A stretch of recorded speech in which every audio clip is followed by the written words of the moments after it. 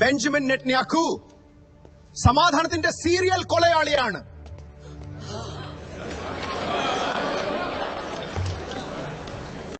Amen Odeh Israel parliament അംഗമായ അദ്ദേഹം പ്രധാനമന്ത്രി ബെഞ്ചമിൻ നെതന്യാഹുവിനെ സമാധാനത്തെ കശാപ്പ് ചെയ്യുന്ന സീരിയൽ കില്ലർ എന്നാണ് വിളിച്ചത്.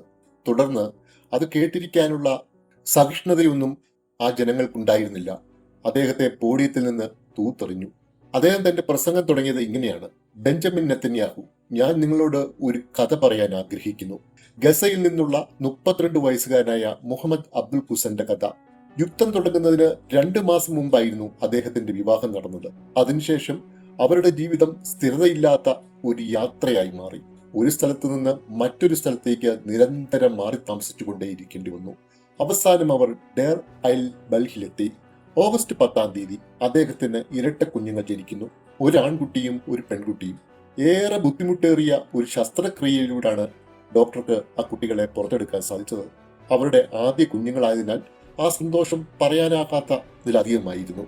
ഓഗസ്റ്റ് 13-ാം തീയതി ചൊവ്വാഴ്ച അദ്ദേഹം ആശുപത്രിയിലെത്തി ഭാര്യയെയും കുഞ്ഞുങ്ങളെയും കാണാൻ. കുട്ടികളുടെ ജനന സർട്ടിഫിക്കറ്റ് ആദ്യം തന്നെ വാങ്ങി. അതിന്റെ പകർപ്പ് സന്തോഷത്തോടെ വാട്സാപ്പിലൂടെ ഭാര്യയ്ക്ക് അയച്ചു. അതിന് പിന്നാലെ ഭാര്യയുടെ ഫോണിൽ നിന്ന് ഒരു കോൾ. നിങ്ങൾ ഓക്കെയാണോ? ആരോ ചോദിച്ചു. എനിക്ക് പ്രശ്നമൊന്നുമില്ല, നിങ്ങൾ ആരാണോ? അദ്ദേഹം തിരിച്ചു ചോദിച്ചു. അവിടെ നിന്നുള്ള മറുപടി ഇങ്ങനെയായിരുന്നു: നിങ്ങൾ താമസിച്ചിരുന്ന അപ്പാർട്ട്മെന്റ് മുഴുവൻ ബോംബ് ആക്രമണത്തിൽ തകർന്ന് തരിപ്പണമായിരിക്കുന്നു.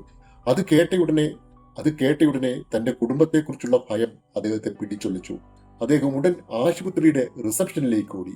അദ്ദേഹത്തെ കണ്ടയുടനെ അയൽക്കാരിൽ ചിലർ വിറയ്ക്കുന്ന ശബ്ദത്തോടെ പറഞ്ഞു: നിങ്ങളുടെ കുടുംബാംഗങ്ങളെയെല്ലാം മോർച്ചറിയിലേക്ക് മാറ്റിയിട്ടുണ്ട്. ജനന സർട്ടിഫിക്കറ്റ് എടുത്ത് 10 മിനിറ്റ് പോലും കഴിഞ്ഞിരുന്നില്ല.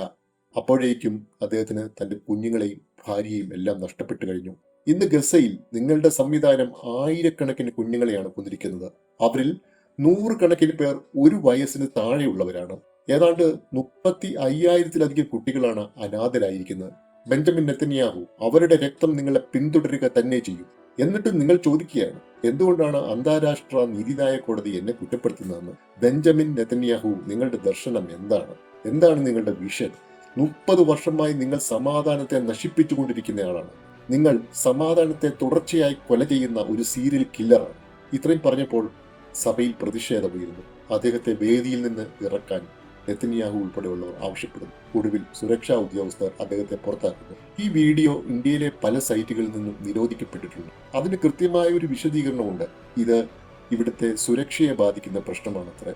ഇസ്രായേലിലെ വംശഹത്യയെപ്പറ്റി പറഞ്ഞാൽ അത് ഇന്ത്യയിലെ സുരക്ഷയെ ബാധിക്കുന്നത് എന്ന് തൊട്ടാണ് എന്ന് നമ്മൾ ചിന്തിക്കേണ്ട സമയം അതിക്രമിച്ചിരിക്കുന്നു.